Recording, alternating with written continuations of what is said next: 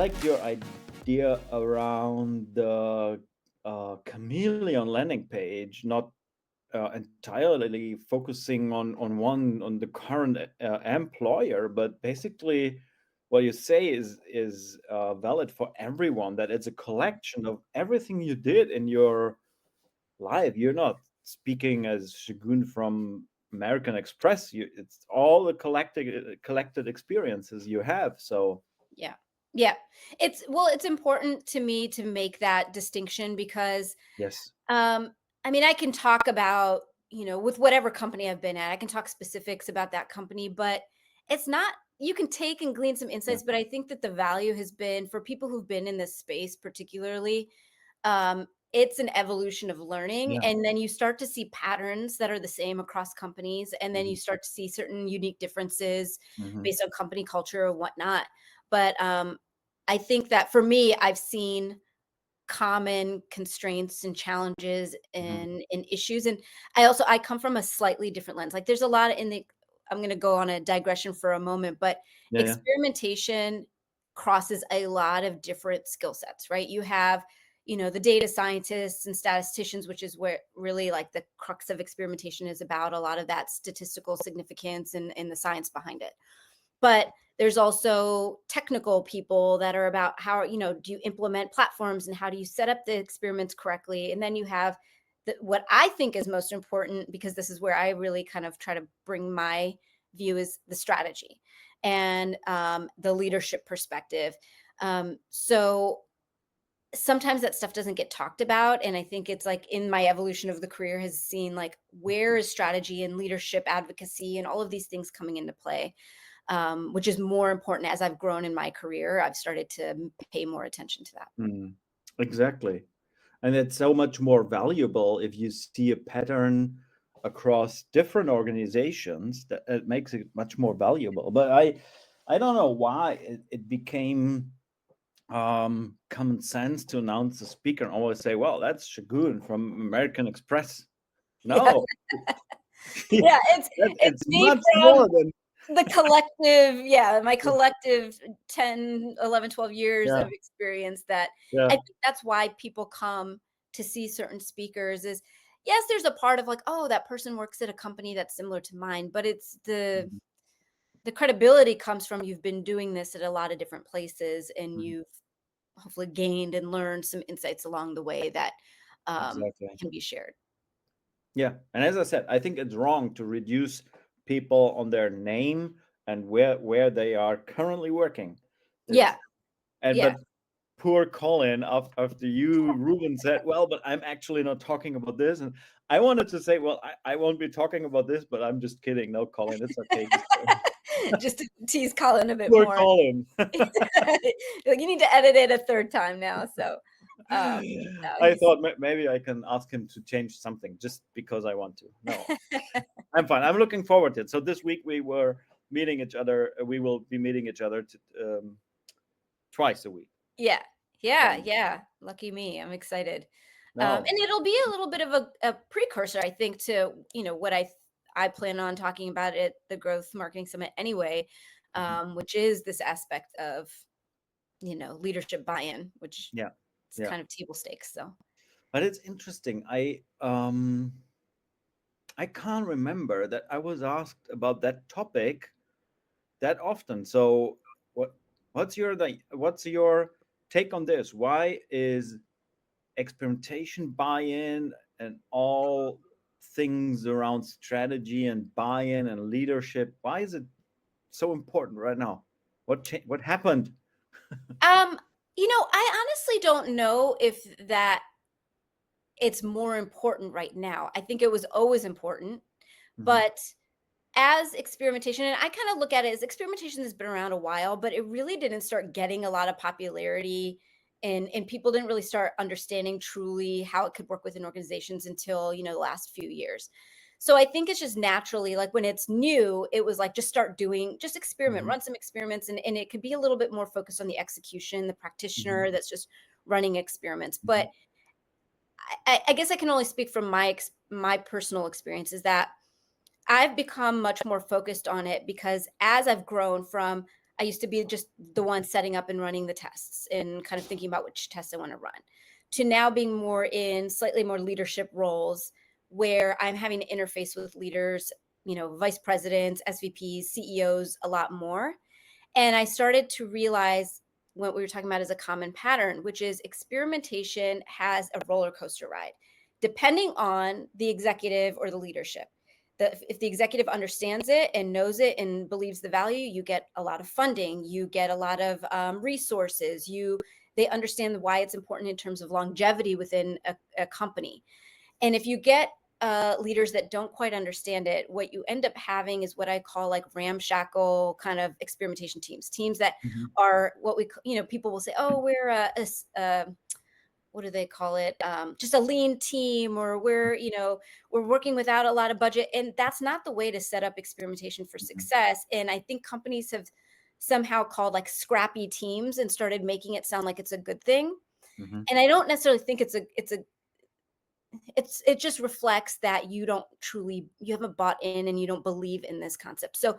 for me, the buy-in from leadership has just become more and more important as I've started getting more vetted in my career, because I think if experimentation is here to stay and you're a person in a role that your job is to build the program, your leadership buy-in and the executive buy-in is critical, because they're the ones that are ultimately deciding what kind of budget and resources are you getting.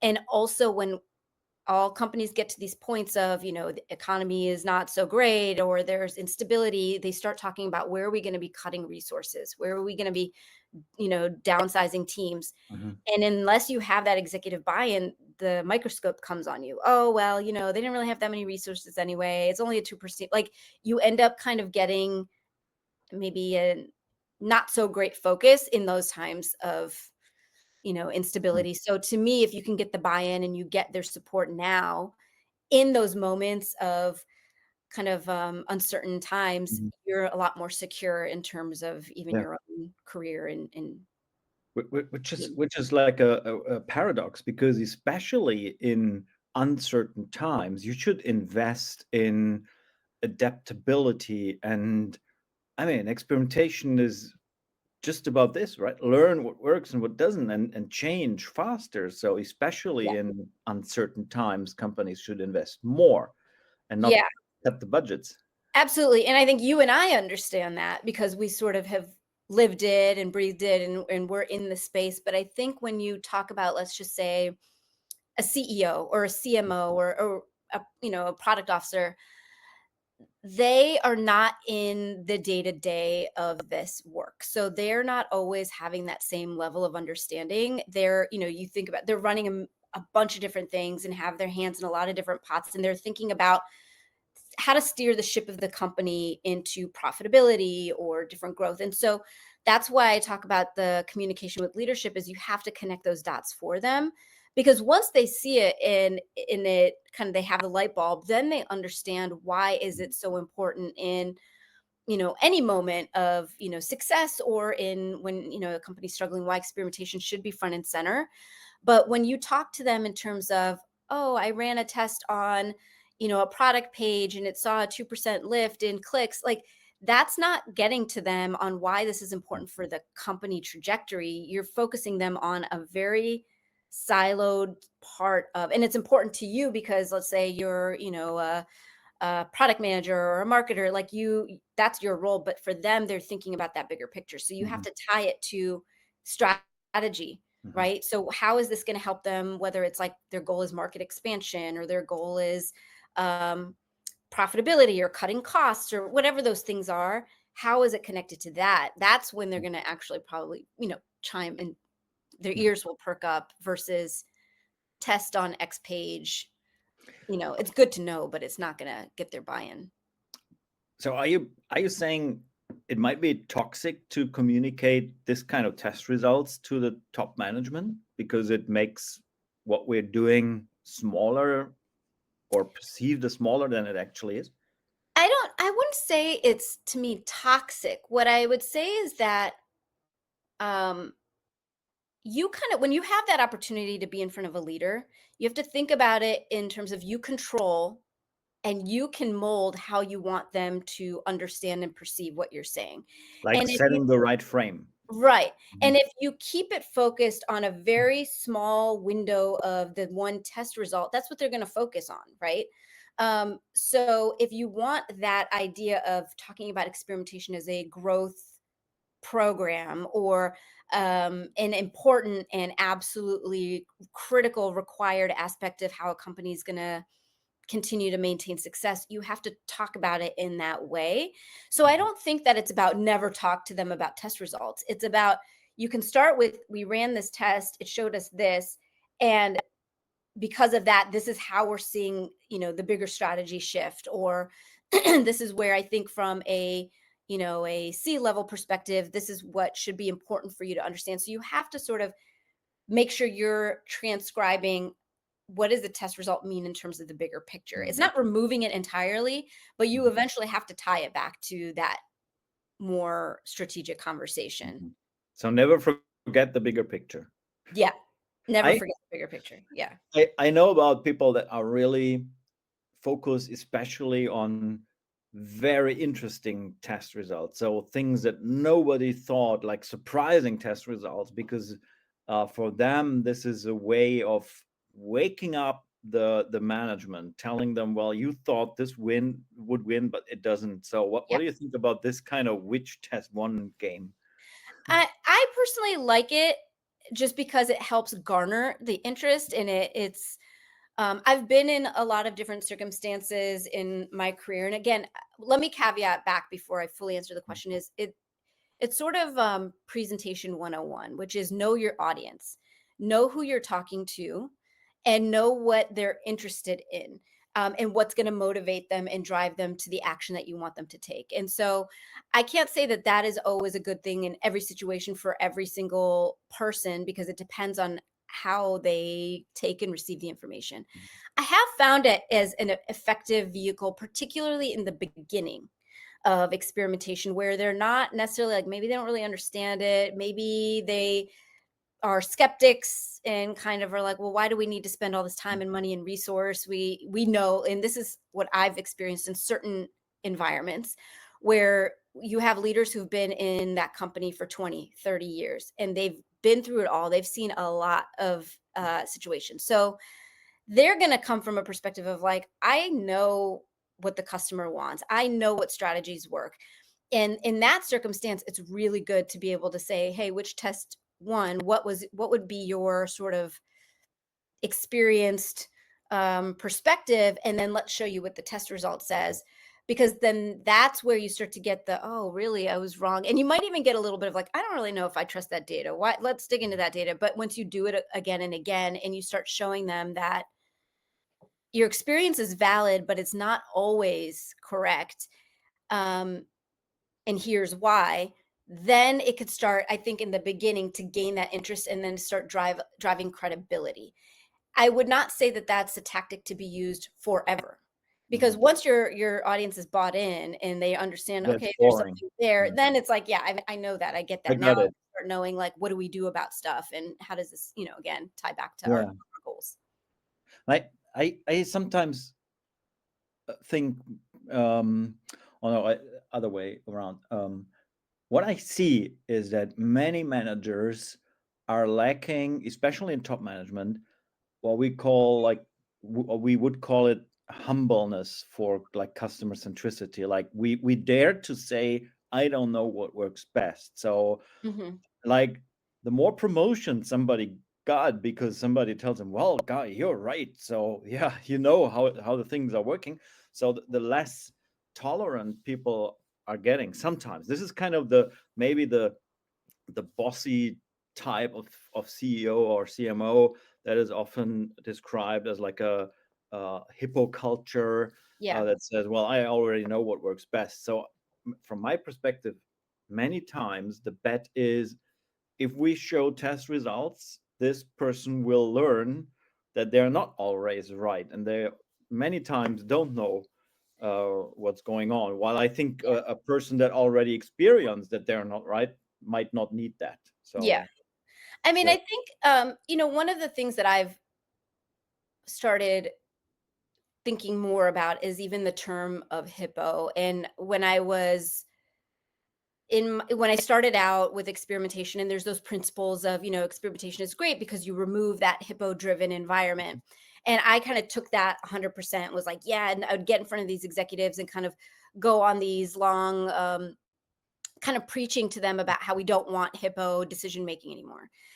And I actually had to take that and sort of flip it back on me. What you were talking about is like humbling. I had to kind of humble myself for a minute, because I realized it wasn't resonating when I'm talking. I'm talking to the hippo and saying, your opinion, your views are not really always valid, and they're not Mhm. really valued as much. And we want to start removing you from the decision making and putting it into an experiment. And it doesn't necessarily get received the way what I'm really trying to say is we want to start making smarter decisions that the Mhm. data can back up. Whether, you know, hippo or not, like, it doesn't matter about that. It matters about, are we asking the right questions? Are we solving the right problems? Mhm. But I'm putting it into this framework of no more hippos. Mhm. And I think if you are the hippo and that's the culture you have so far, it comes across as almost uh, Offending? offensive. Yeah. Yeah, right, exactly.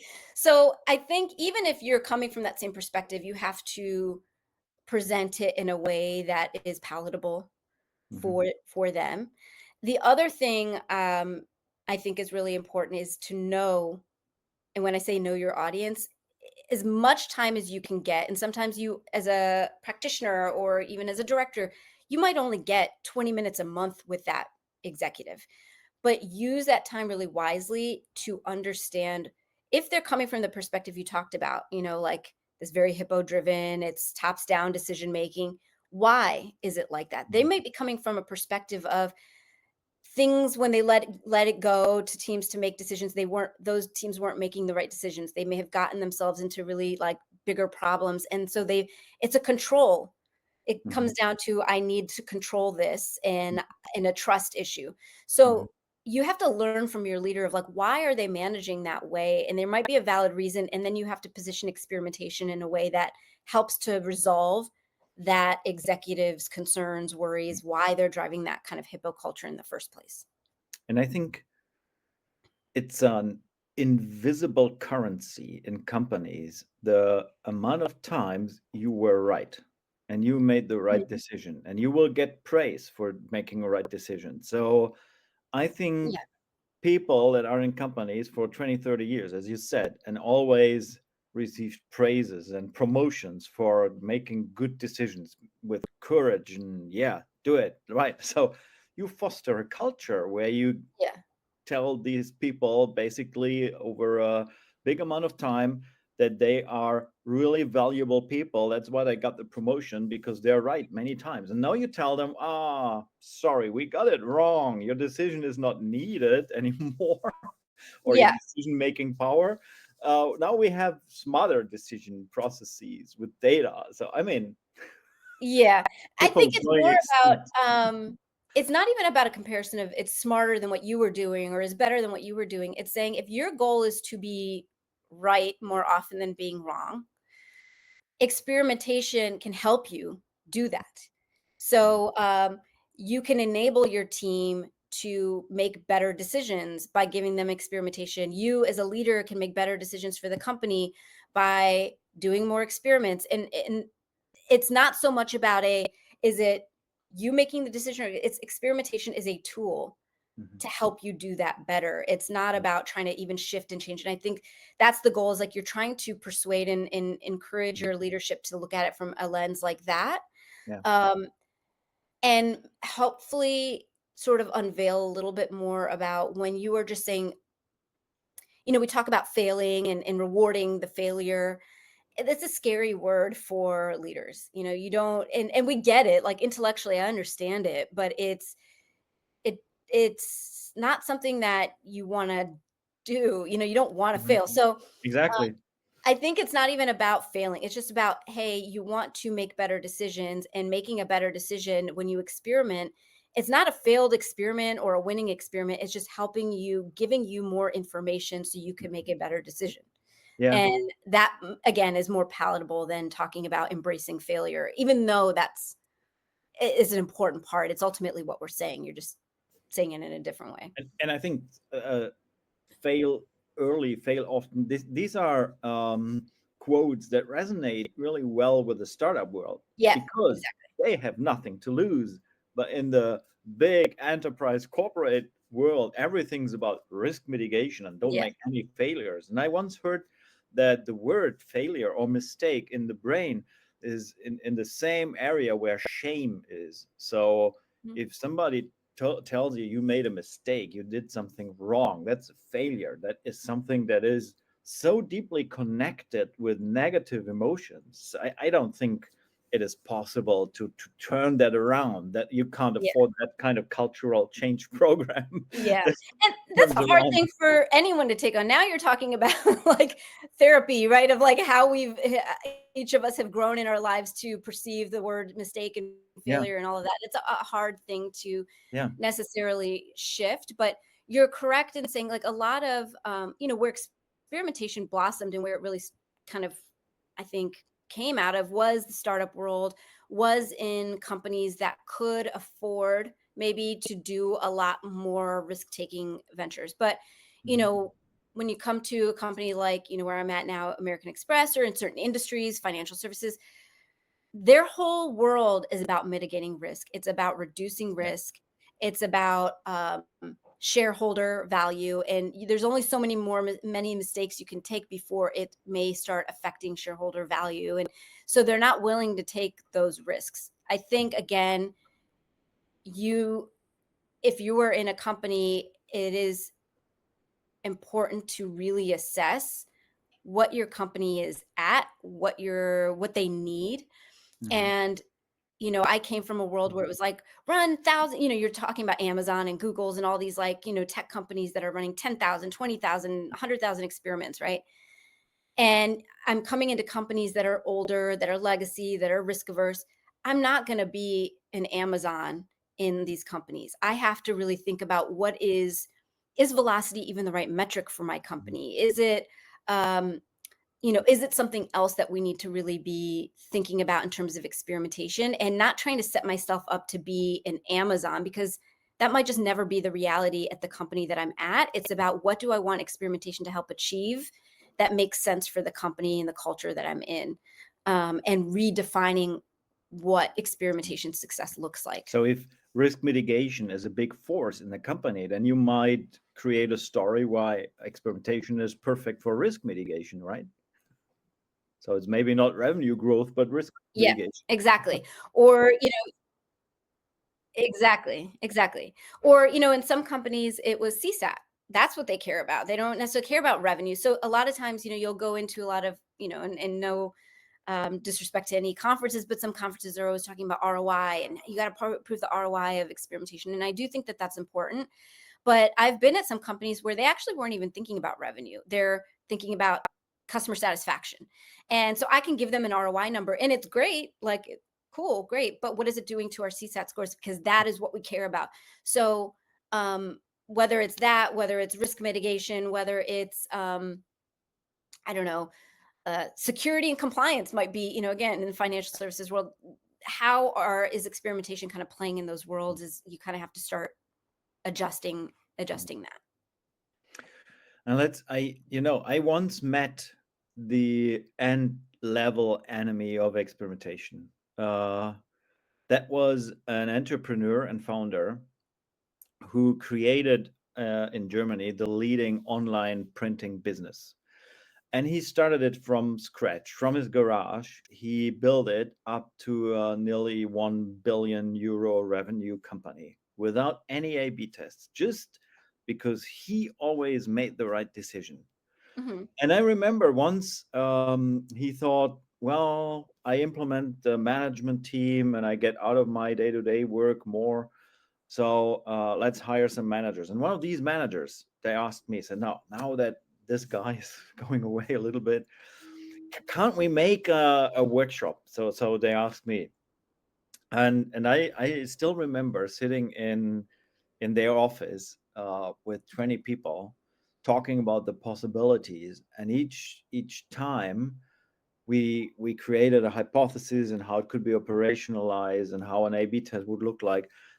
First they were like, yeah, that's good. So how we actually do it? And then always said, oh no, that's not possible. No, we can't do that. No, we are not allowed to do that. We can't do anything. Basically, they were completely frustrated. So when they realized that how the world could be, how it actually is. And when you say, or basically that's what I understood, you say, well, I have to accept that where I am working currently is not Amazon or Google. So I have to work with a space and the possibilities I currently have. Yeah.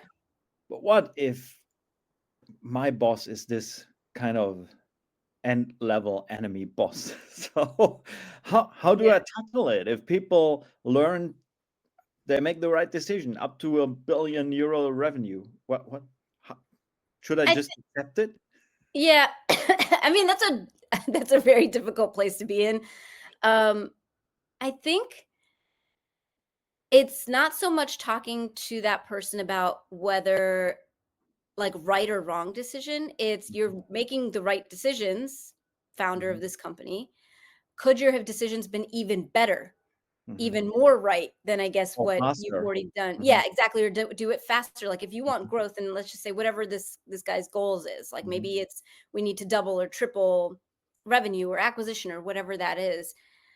Can we do this in half the time? Yeah. Can we, react to changing business climates and, audiences or new segments that are coming in and things like that? Can we do that Mhm, faster? And showing them again where experimentation is not, it goes back to not trying to show or tell that person that their decisions are wrong or right. It's about, mhm, I can help you with these decisions you're making, and let's get it done better, faster, more efficiently so you mhm. can get your growth or whatever your goal is accomplished. And maybe Yeah. even on top of meeting your goal, we're going to exceed it because we have the ability to run these experiments. Even like a failed experiment, quote unquote failed, it's more about positioning it as like a potential sales loss we averted. Because Mhm, had we just done the thing and it maybe, let's just say it dropped sales or it dropped mhm, traffic or whatever, it's a positioning it as a win and making a right decision of we were able to prevent this thing, because if we mhm, had just done it 100%, think about how much we could have lost mhm, or dropped off in terms of business. But going back to, the I guess the enemy of experimentation, or somebody who's not really, I don't think any leader or any business owner, entrepreneur is going to be against doing things better and faster. mhm, So I don't think that there's a situation where you can't get them to agree to experimentation. I think it's just more about understanding what their fear mhm. is. It's about And the culture, right? He maybe created a culture that is not open-minded. yeah, but it stems from something, right? Like, it's coming from some place. So it's just kind of understanding where is that place coming from. I don't think any leader is really just trying to be difficult. It's Mhm, very rare. Or they're just mhm. like, only do what I say. It's coming from a place of, okay, fine, their experience has shown that they've had Or good or bad they're judgment. or they're psychopaths. There No, could but be. I'm did you not saying there are some out there, I'm sure. did you Um, read the Elon Musk biography? I have not. No. I would be a little scared to read this. It Um, it is. It is inspiring and scary at the same time. I never had that experience when reading a book because it was so fascinating. I think there is not one person on the planet that is more hippo than Elon Musk because he's basically not only deciding everything, he's really pressurizing or putting so much pressure on people that either they break and go or they accomplish their goal. That's really yeah. uh, yeah, interesting. You could say interesting if you don't want to evaluate it. But Yeah. I asked when I read this book, I asked myself, would Elon Musk be a great advocate for A/B testing? Yeah. I don't know. I mean, I guess to your point, there are some that I don't know if, I mean, it depends. I feel like maybe if he's the one coming up with the A/B tests and Yes. then and it validates his point of views, then maybe he's for it. Yeah. But I don't see him in a place where he is decentralizing decision making down to others, and putting that trust in them. And I think that there's a point of just in your own career, um, where you might have to make a decision if you want that kind of environment where you have that autonomy and that power and the trust with your leadership, and you're in a place where you evaluate that. Let's just say you have a Elon Musk type leadership. You have to decide, is this the best place for you to be? Is this where you're going to thrive? Mhm. And if not, be willing to consider other places to be at that's more in line with your Yeah. cultural style. Yeah. I completely agree. On the other hand, I think, especially Tesla, I always use the example of the Tesla Roadster for experimentation and agile product development, because I tell people, well, this product does not exist. You can already buy it, but it does not exist. It's just an MVP, a prototype, and people are paying loads of money so then they can finance the R&D. So finally, in 3 years, you can buy a Tesla Yeah. Roadster. And I think this is again very advanced. This is like borrowing agile product development process and applying them to traditional Yeah. industries. That's smart. I mean, it's pretty incredible, and that's why there's a part of the person and the personality versus there is a certain amount of genius. But could he have done that if Tesla was not as, if it didn't have the brand it did, or if it Mhm, didn't, you know, like for example, there's a lot of electric cars and vehicles out mhm, there, whether mhm, it's Ford or Hyundai or whatever. mhm. Could they do that the same way Tesla does? I don't know, because they don't have that same recognition and share. So, Yeah. um, I mean, I think it's a good model, but not every company is going to be able to replicate it. It has to I be sort of like this magic moment. I remember I suggested for a bank client of us, they wanted to implement a new type of account to their customers, and they were analyzing it back and forth for like a year. How should it be called? What's the pricing? What are all the business mechanisms? So I thought, well, this is a typical project out of the finance world. Well, you have to be 100% sure. Yeah. So at the very end, when they were about releasing the product and we're thinking about how should it be displayed on a website, we said, well, but we don't know what works, but we could A/B test it. And they were completely scared, like, but what if it doesn't work? What if we learn that nobody wants that product? And I said, yeah, that's a good question. So why didn't you ask us 1 year Yeah. ago before you analyzed all that stuff? And said, well, we wouldn't have gotten the management approval to do that. Yeah. Uh, so sometimes your question is right. Could traditional companies make the same things as Tesla does? Could BMW just test a car that is not existing, and if nobody buys it, tell people, well, it was just a smoke test. Don't Yeah. worry. Could Yeah. they afford that? I don't know. I mean, Sometimes it's not so easy. it's not so easy, but I mean, and truly, if you remove all the fears and the worries and all of these other things, you can do it. Yeah, it's just, do they want to take that time, that money, that risk? But I think, like, what when you're saying like we could A/B test in a part, what really they could have done, yes, you should be A/B testing, not to validate. Like, that's almost, it's better than nothing. But now you've gone so far, and I was literally just having a conversation just internally with some teams where they were A/B testing. They had already done all the development and all the engineering work. They built out this new experience, and they wanted to A/B test. And the engineer was like, "Why are we A/B testing? We've already done all of the work. We should just launch it and just see how it does." And as an advocate for experimentation, I was like, he's kind of right in a way, because you've already put so many resources. Why did we not test into the appetite, what customers might be interested? We could test into the different designs. We could test into language and copy and visuals. Like, there's so many things we could have tested into, so that by this point you would be pretty solid about what you're about to introduce is, Mhm. you know, the best, and you're just validating now at this point. But Mm. it's what's the product life cycle and how are you testing throughout the entire product life cycle? Mhm. And I think companies can do that. It is about a cultural change, and it's also about, as an experimentation person, how do you make this approachable Mhm. for them if they're not used to this way of working and considering things? Um, so I think that's kind of where the hands-on part, and it's a little bit outside of leadership, but if you have even the ability to have that conversation, is you Mhm. need to kind of work through operations and processes to make it a little bit more adaptable Mhm. by teams so that they can start testing further up in the product Yeah, development. yeah. But it's true. I mean, when you say now that the product is already built, so then we can test other things than if the product works. But doesn't that mean once the product is built, you're only tweaking like cosmetic stuff? I mean, possibly, but it depends on what the result shows. Like, so let's just say, you launch that or you run that A/B test. They've built everything. You run the A/B test, and let's just say that what you built was a complete abysmal failure. Like, it is tanking your results. Customers are, exiting the page. Whatever.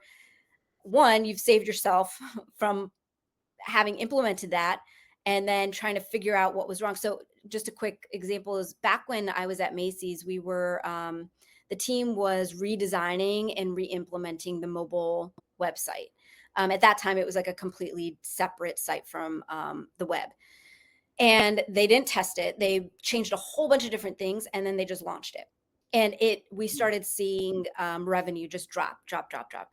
And then what we had to do was basically stop it, relaunch the old thing again, and then they were running experiments to try to figure out what happened. And it to me, it was such a waste of time. They spent so many months and then it didn't work and we had to go back and redo stuff. So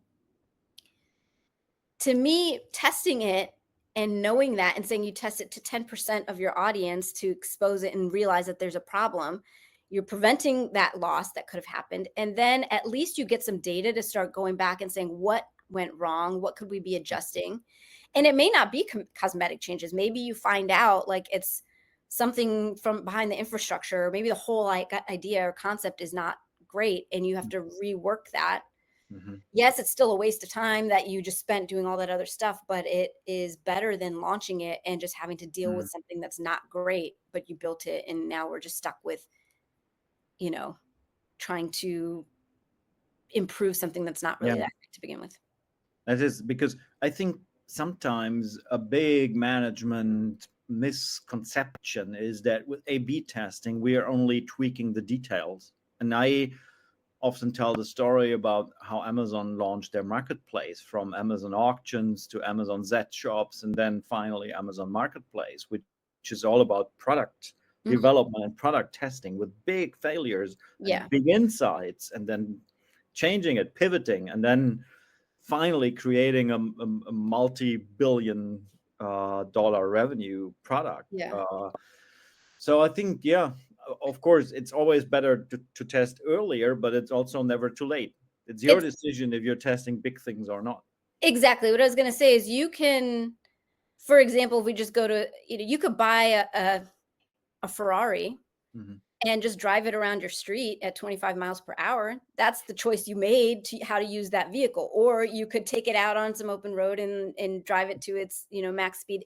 To me, it's a decision of the company and the people to say, Hmm. how do we want to use experimentation? You can use it for small cosmetic Hmm. changes, or you can use it for really big, transformative decisions. And a But lot of that sorry. that requires an understanding of the management. Yeah, yeah, it definitely requires an understanding of the management. It requires that buy-in. It requires sometimes even starting with small cosmetic changes. Again, if you're in an environment where there's a lot of fear, it's Mhm. all you're using that as just a way to gain more, I guess, credibility, volume, kind of information to then kind of lessen the fear to go a step further and so on. And again, at a prior retailer that I was at, we started off with really cosmetic changes. It was just small, simple things to build trust, to start sharing and socializing some stuff that we're learning. and to go a little bit further into the deep end and take it further and further. And we got to points where we started transforming, um, like new ways of, in the retail world, abandoned cart is a big strategy. And previously it was just all reliant on emails. And we were talking about, well, why couldn't we just do some sort of abandoned cart strategy messaging within the site? And so we started creating new features within the website to start using that, started to transform again things that were really hard, which was revenue per visitor. For us, it was really hard to move that metric, and we were able to start introducing new features and new things that had never been done. And again, that may not be hugely transformative, but it was, again, the stair step to get there, Mhm. that we weren't doing 3 years before. Mhm. So I think there's a thing, again, about knowing your audience, knowing your culture, knowing your leadership to say, do I need to take small baby steps to get there? Or are we very, open, tolerant of big risk taking to be able to then get to the transformation faster. Mhm. But you, as that experimentation leader, need to kind of assess that and know the right path to get your leader on board as quickly as possible, and that might require baby steps. Mhm. And it means assess the maturity of your organization and do the right things in the right time. Yeah, exactly. And know, for some cases, I was also assessing maturity of not just the organization, but first, like, teams. It's like a bottoms up kind of look at it. Each Or team, even people. Yeah. yeah, people, teams, they're different. Some teams were really open, some teams were not. And so you might also, in the beginning, if you're earlier in your role at the company or earlier in experimentation at the company, you might start looking for teams that are open, that maybe don't have as much visibility yet, just, so you don't get maybe if leaders are not open, there's not as much, um, I don't know, looking at what you're doing and trying to stop you. But it's a little bit of an art in that way of figuring out teams that might be willing to do more with you and using that again as like little beta experiments within an experiment to start showing a little bit more to leaders. So you have a little bit more of a portfolio to Mhm. kind of go back to leadership and say, hey, I started in these small teams, just doing some interesting stuff. Like, what do you think? And again, tying it back to how this Mhm. could be more transformative for the company. So you're not all, I mean, it implies that you're not changing the whole organization at once. You're basically thinking about teams and which teams could I approach to get more buy-in, what could I leverage to push the Yeah. maturity forward, and then do it step by step. I think it's going to be very difficult unless you are all, if you as a person are in position to have a lot of authority, influence, and persuasion. It's very difficult to change it at the organization level at Mhm. the top, especially if you're in a position where leaders are not 100% already bought in. Mhm. So it is better to take a bit more of piece by piece Mhm. to build build it, but it's going to require Yeah. time, And and patience. So in German, we say you always sweep the steps from top to bottom, yeah, it's a not the good. other way around.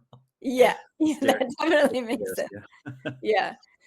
Good. So there's only one last question I like to ask you that I usually ask all the speakers, and that is, what will I miss if I don't attend Growth Marketing Summit and listen to your talk? That's a good question. Um, I think that you, as an individual who may not come to the Growth Marketing Summit, generally, I would say, first, before even me, is missing an opportunity to be in an environment of like-minded people.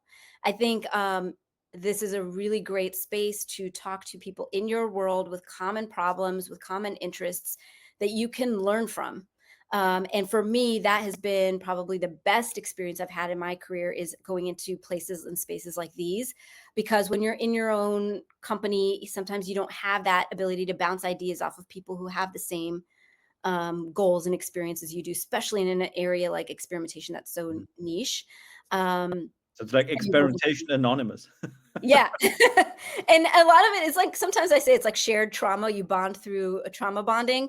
And it's a little bit of a negative way to think about it, but it is where, you have very common experiences that you can understand. You don't have to re-explain. And somebody there has likely gone through what you've gone through and can help you give you advice. I think from my perspective in my talk specifically, it goes back to what we've been talking about this whole interview, which is especially if you're somebody who is in this transformation of your career and you're going from, let's say, practitioner to getting in front of decision makers and people with decision making skills or authority or whatever. You are likely not going to be taught or explained to how to deal with getting this important piece of leadership buy-in.